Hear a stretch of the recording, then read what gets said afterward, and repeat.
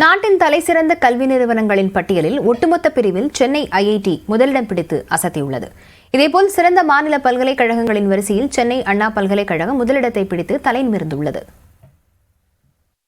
ஒவ்வொரு ஆண்டும் நாட்டின் தலைசிறந்த கல்வி நிறுவனங்களை மத்திய மனிதவளத்துறையின் கட்டுப்பாட்டில் உள்ள தேசிய தரவரிசை நிறுவனமான NIRF வெளியிட்டு வருகிறது.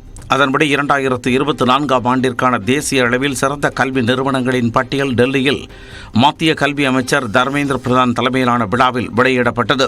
அதில் ஒட்டுமொத்த கல்வி நிறுவனங்களின் பட்டியலில் சென்னை ஐஐடி முதலிடம் பிடித்து அசத்தி உள்ளது.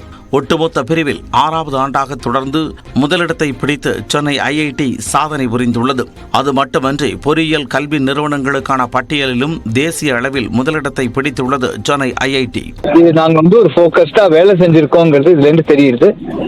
மேலும் இந்த அவார்டு வந்ததுல இருந்து எங்களுக்கு நல்ல ஒரு ஊக்கம் வந்திருக்கு. இதையே கண்டினியூ பண்ணுவோம்.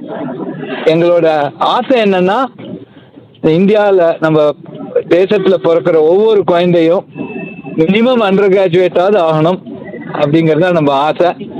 குறிப்பா கிராஸ் என்ரோல்மெண்ட் ரேஷியோ, அதாவது எத்தனை பேர் நம்ம +2 முடிச்சிருக்காங்க, அதுல எத்தனை பேர் ஹையர் எஜுகேஷன் வராங்க, அந்த கிராஸ் என்ரோல்மெண்ட் ரேஷியோ கிட்டத்தட்ட இப்போ 27% இருக்கு நேஷன் வைட்.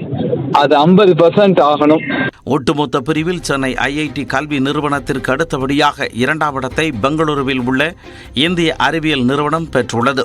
இதேபோல பல்கலைக்கழகங்களுக்கான பிரிவில் நாட்டில் முதலிடத்தில் பெங்களூரு இந்திய அறிவியல் நிறுவனம் பெற்றுள்ளது.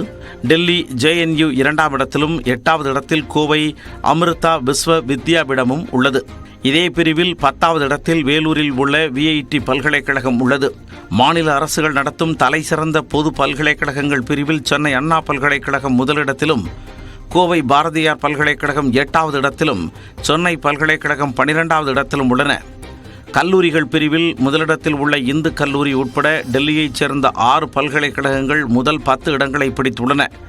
கோவை PSGR கிருஷ்ணம்மாள் கல்லூரி 7வது இடத்திலும், சென்னை லயலா கல்லூரி 8வது இடத்திலும் உள்ளன. பொறியியல் கல்லூரிகளை பொறுத்தவரை சென்னை ஐஐடி தொடர்ந்து 9வது ஆண்டாக முதலிடத்தில் உள்ளது.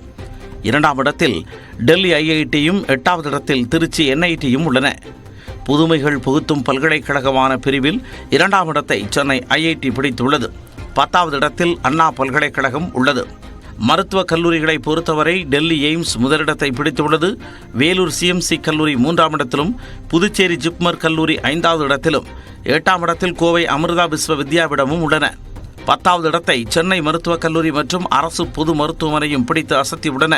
பல் மருத்துவக் கல்லூரிகள் பிரிவில் சென்னை சவிதா கல்லூரி முதலிடத்தையும், SRM 7ஆம் இடத்தையும், போரூர் ராமச்சந்திரா கல்லூரி 10வது இடத்தையும் பிடித்துள்ளன.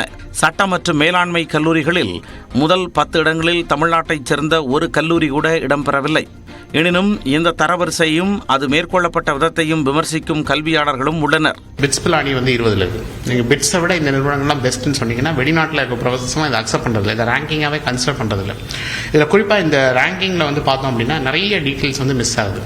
அண்ட் குறிப்பாக இப்போ நீங்கள் ஸ்டேட் பப்ளிக் யூனிவர்சிட்டிஸில் அண்ணா பல்கலைக்கழகம் நம்பர் 1 அப்படின்னு சொல்லியிருக்காங்க. அண்ணா பல்கலைக்கழகம் நிச்சயமாக நம்பர் 1 இருக்கிறதுக்கு வாய்ப்பு இல்லை. ஏன்னா இப்போ தான் அறப்போர் இயக்கம் எங்கெல்லாம் ப்ராப்ளம் இருக்குங்கிறத கிளியராக சுட்டி காமிச்சிருந்தாங்க. வரும் ஆண்டுகளில் மாணவர்களின் கல்வித்தரமும் இந்த வரிசைப்படுத்துதலுக்கேற்ப பிரதிபலிக்க வேண்டும் என்பதே பெற்றோரின் எதிர்பார்ப்பு.